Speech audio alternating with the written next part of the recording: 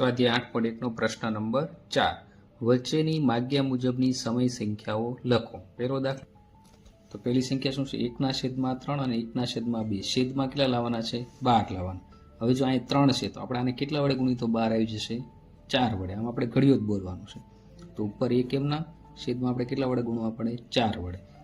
તો છેદમાં 4 વડે ગુણીએ તો અંશમાં કેટલા વડે ગુણવા પડે 4 વડે। તો 4/12 થઈ ગયા। હવે બીજી સંખ્યા કેટલી આપી છે 1/2 તો એને આપણે શું કરવાનું છેદમાં 12 લાવવાના છે તો આને કેટલા વડે ગુણવા પડે 6 વડે। તો આને કેટલા વડે ગુણવા પડે આપણે ઉપર 6 વડે ગુણવા પડે તો 6 1 6 અને છેદમાં કેટલા થઈ જશે 12 થઈ જશે। હવે બે સંખ્યા કઈ મળી 4/12 અને 6/12 તો આપણે લખી નાખશું એ વચ્ચેની સમય સંખ્યા મળે આપણે શું કરશું 4/12 અને 6/12 તો આ બે વચ્ચે શું આવશે 5/12 તો આ વચ્ચેની સમય સંખ્યા આપણી કઈ થઈ 5/12 તો જવાબ શું થશે આપણો 5/12। બીજો દાખલો શું છે -2/3 અને -3/4 છેદમાં કેટલા હોવો જોઈએ 24 હોય તેવી સંખ્યા। હવે અહીં -2/3 છે હવે 24 લાવવા માટે 3 ને કેટલા વડે ગુણવા પડે 3 નો ઘડિયો બોલવાનો 3 8 24 તો -2/3 તો 3 ને આપણે 8 વડે ગુણ્યા તો ઉપર આપણે કેટલા વડે ગુણવા પડે 8 વડે ગુણવા પડે તો 2 8 કેટલા થશે 16 પણ એક માઇનસ એટલે માઇનસ અને 3 8 24 આ પહેલી સંખ્યા થઈ ગઈ। હવે બીજી સંખ્યા એમાં કઈ સંખ્યા છે -3/4 તો અહીં 24 લાવવા માટે આને કેટલા વડે ગુણવા પડે નીચે 6 વડે ગુણ્યા તો ઉપર આપણે કેટલા વડે ગુણવા પડે 6 વડે તો 3 6 18 -18/4 × 24। હવે જો આ બે સમય સંખ્યા મળી -16/24 અને બીજી કઈ મળી -18/24 તો આની વચ્ચે શું આવશે 16 અને 18 ની વચ્ચે 17 તો -17/24 તો આપણી વચ્ચેની સમય સંખ્યા કઈ ગઈ -17/24 તો જવાબ શું થશે -17/24। ત્રીજો દાખલો -3/5 અને -3/4 છેદમાં કેટલા હોવો જોઈએ 40 હોવા આપણે। હવે અહીંયા 5 છે 40 લાવવા માટે 5 ને કેટલા વડે ગુણવા પડે 8 વડે તો -3 એમના છેદમાં 5 એમના અને આપણે 8 વડે નીચે ગુણીએ તો ઉપર કેટલા વડે ગુણવા પડે 8 વડે તો 3 8 24 -24 કેમ કે એક માઇનસ છે ને એક પ્લસ છે ને 5 8 40 પહેલી સંખ્યા થઈ। હવે બીજી સંખ્યા કઈ છે -3/4 હવે અહીં આપણે છેદમાં કેટલા લાવવાના છે 40 તો 10 વડે ગુણશું 4 દાણ 40 તો ઉપર આપણે 10 વડે ગુણવા પડે તો શું થશે 3 દાણ 30 એટલે -30/40। હવે સમય સંખ્યા કઈ થઈ આપણી બે સમય સંખ્યા કઈ મળી -24/40 અને બીજી કઈ મળી -30/40 તો આની વચ્ચે કઈ સંખ્યા આવશે આપણે જોઈએ 24 પછી 25 -25/40 -26/40 -27/40 -28/40 અને -29/40 તો જવાબ શું થશે આપણો વચ્ચેની સમય સંખ્યા બરાબર -25/40 -24/40 -27/40 -28/40 અને -29/40। ચોથો દાખલો શું કીધો -4/5 અને -2/3 છેદમાં આપણે કેટલા લાવવાના છે 30 લાવવાના છે તો અહીંયા 30 લાવવા માટે 5 ને કેટલા વડે ગુણવાના 5 નો ઘડિયો બોલવાનો 5 6 30 તો 6 વડે ગુણવા પડે તો -4/5 તો નીચે આપણે 6 વડે ગુણીએ તો ઉપર આપણે કેટલા વડે ગુણવા પડે 6 વડે આ 6 વડે આપણે શું કામ ગણીએ છેદમાં 30 લાવવા માટે તો 4 ચોક 24 છેદમાં 30 લાવવાના એટલે 5 6 30 થઈ ગયા પહેલી સંખ્યા થઈ ગઈ। હવે બીજી સંખ્યા -2/3 તો અહીંયા 30 લાવવા માટે છેદમાં આને કેટલા વડે ગુણવા પડે 10 વડે 3 દાણ 30 તો ઉપર આપણે 10 વડે ગુણશું તો -2 દાણ 20 એટલે -20 છેદમાં શું થશે 30। હવે આ બે વચ્ચેની સમય સંખ્યા આપણે સમય સંખ્યા લખી નાખી 24/30 અને બીજી કઈ સંખ્યા મળી -20/30 તો આ બે વચ્ચેની આપણે સમય સંખ્યા લખી નાખી તો જો આમાં 20 છે 20 પછી શું આવશે 21/30 -22/30 -23/30 અને 24 તો હતી તો વચ્ચેની સમય સંખ્યા કઈ થઈ આ 3 થઈ તો જવાબ શું થશે આપણો -23/30 -22/30 અને -21/30 અને આમે લખી શકો 21/-21/30 -22/30 અને -23/30।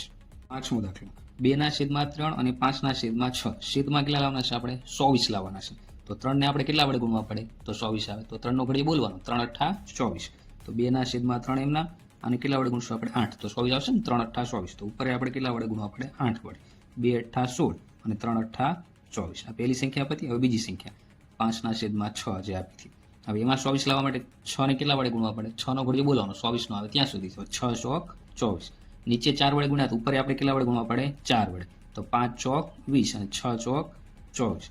હવે આ બે સમય સંખ્યા મળી, કઈ મળી? 16/24 અને 20/24. તો આની વચ્ચેની આપણે સમય સંખ્યા લખી નાખવાની. 16 પછી 17, 17 પછી 18, 18 પછી 19 અને છેદમાં તો 24 એમનામ જ રહેવાના. તો આ શું થઈ? આપણી બે સમય સંખ્યા વચ્ચેની સમય સંખ્યા મળી. તો જવાબમાં આપણે શું લખશું? 17/24, 18/24 અને 19/24. દાખલા નંબર 6, -5/6 -4/5. છેદમાં 60 હોય તેવી સંખ્યા. હવે જો અહીંયા આપણે છેદમાં 60 કરવા હોય તો 6 નો ઘડીએ બોલવાનો. 6 દાન કેટલા થશે? 60. તો અહીં કેટલા વડે ગુણવા પડે? આપણે 10 વડે. તો -5/6 એમના અહીંયા આપણે કેટલા વડે ગુણશું? 10 વડે. તો ઉપર આપણે કેટલા વડે ગુણવા પડે? 10 વડે. તો શું થશે? 5 દાન 50 પણ કેવા થશે? -6 દાન 60. હવે બીજી કઈ સંખ્યા આપી આપણે? 4/5. તો અહીંયા આપણે શું લાવવાના છે? છેદમાં 60 લાવવાના. તો આપણે 5 ને કેટલા વડે ગુણીએ તો 60 આવે? 12 વડે. 12 5 60. તો ઉપર આપણે 12 વડે ગુણશું તો 12 ચોકું 48 અને નીચે 12 5 60. તો બે સમય સંખ્યા મળી આપણે. કઈ મળી? -50/60 આવડ્યા અને -48/60. તો આ બે વચ્ચેની સમય સંખ્યા. તો 48 પછી શું આવશે? 49 અને છેદમાં 60. તો -49/60 એ આપણે શું થઈ? વચ્ચેની સમય સંખ્યા થઈ. તો જવાબ શું થશે આપણો? -49/60. પ્રશ્ન નંબર 5, નીચેની પેટર્ન સમજો. આ પેટર્ન પ્રમાણેની દરેકમાં બીજી 3 સમય સંખ્યાઓ લખો એવું આપણે કીધું છે. તો પહેલી પેટર્ન શું આપી? -4/9 બરાબર -8/18 બરાબર -12/27. શું કરેલું છે? 4 ને કેટલા વડે ગુણ્યા? 2 વડે. તો 4 દુ 8 થઈ ગયા. હવે 4 ને કેટલા વડે ગુણ્યા? 2 વડે ગુણ્યા તો નીચે 2 વડે ગુણવા પડે. તો 9 દુ કેટલા થઈ ગયા? 18. હવે ઉપર જો 4 ને કેટલા વડે ગુણી તો 12 આવે. તો 4 તેરી કેટલા થશે? 12 થઈ ગયા. તો નીચે 3 વડે ગુણવાના. તો 9 તેરી કેટલા થઈ ગયા? 27. હવે 2 નો વારો આવી ગયો, 3 નો વારો. હવે કેટલા વડે ગુણવા પડે? 4 વડે. તો આ પેટર્ન કેવી થશે? -4 ગુણ્યા 4 છેદમાં 9 હતા 9 એમ નામ ગુણ્યા 4. તો ચોકે ચોકે કેટલા થશે? 16 અને આ 9 ચોકું 36. તો આ 4 વડે ગુણ્યા. હવે આપણે કેટલા વડે ગુણશું? 5 વડે. તો -4/9 એમ નામ લખી નાખ્યા. હવે 4 નો વારો આવી ગયો એટલે ગુણ્યા 5 ગુણ્યા 5. તો 4 5 કેટલા થશે? 20. 9 5 કેટલા થશે? 45. ખબર પડી ગઈ તમને? હવે ફરીવાર આગળ જે એક પેટર્ન લખવાની છે. તો 4/9 પેલી જે સંખ્યા હતી આપણે એમાં લખી નાખી -4/9. 5 વડે ગુણી નાખ્યા તો 5 પછી શું આવશે? 6 વડે. તો 6 વડે ગુણવા. 4 × 24. એક માઇનસ છે એટલે આપણે -24 કરશું. 9 ચોક કેટલા થશે? 54. તો આપણે કેટલા લખશું અહીંયા? 54. તો આપણે આ પેટર્ન પૂરી થઈ ગઈ. શું થયું? -16/36 -20/45 -24/54. બીજી પેટર્નમાં શું કીધું? -3/5. તો આપણે -3/5 એમ નામ લખી. હવે અહીંયા કેટલા લાવવાના? આપણે 6 લાવવાના. તો આને આપણે કેટલા વડે ગુણવા પડે? 2 વડે. તો 3 ગુણ્યા 2. ઉપર 2 વડે ગુણ્યા તો નીચે આપણે કેટલા વડે ગુણશું? 2 વડે. તો 3 દુ 6 થઈ ગયા. એક માઇનસ પ્લસ માઇનસ એટલે માઇનસ લઈ. 5 દુ 10 થઈ ગયું. તો આ પેટર્ન આવી ગઈ. હવે આગળની પેટર્ન જો આવડ્યા 9 વાળી. તો એમાં આપણે -3/5 તો એમ લખી નાખશું. હવે 9 લાવવા માટે આને આપણે કેટલા વડે ગુણવા પડે? 3 વડે. 2 નો વારો આવી ગયો. હવે 3 નો વારો, પછી 4 નો વારો, પછી 5 નો વારો. તો 3 તેરી 9 આવી ગયા -9. 5 તેરી 15 થઈ ગઈ પેટર્ન. હવે આગળની 3 પેટર્ન આપણે લેવાની છે. તો શરૂઆતની જે સંખ્યા હોય એમ નામ લખી નાખવાનું. -3/5 એમ નામ લખી નાખી. હવે 3 નો વારો આવી ગયો એટલે 4 વડે ગુણવાનો. તો 3 ચોકું 12 અને 5 ચોકું 20. તો -12/20 થઈ ગઈ. તો પેટર્ન આપણે લખી નાખી -12/20. હવે પાછી પેલી સંખ્યા લખી નાખશું આગળ પેટર્ન મેળવવા માટે. -3/5 એમ નામ. હવે 4 વડે ગુણ નાખી. હવે કેટલા વડે ગુણશું આપણે? 5 વડે. તો 3 5 15. તો -15 એમ નામ. 5 5 25. Minus plus minus. તો આ લખી નાખીશું -15/25. હવે પાછી આગળની જે પેટર્ન ગોતવાની છે આપણે. તો પેલી સંખ્યા આપણે લખી નાખી 3/5 એમના. 5 વડે ગુણ્યા તો કેટલા વડે ગુણશું આપણે? 6 વડે. તો -3 ગુણ્યા 6 એટલે કેવા થશે? 18.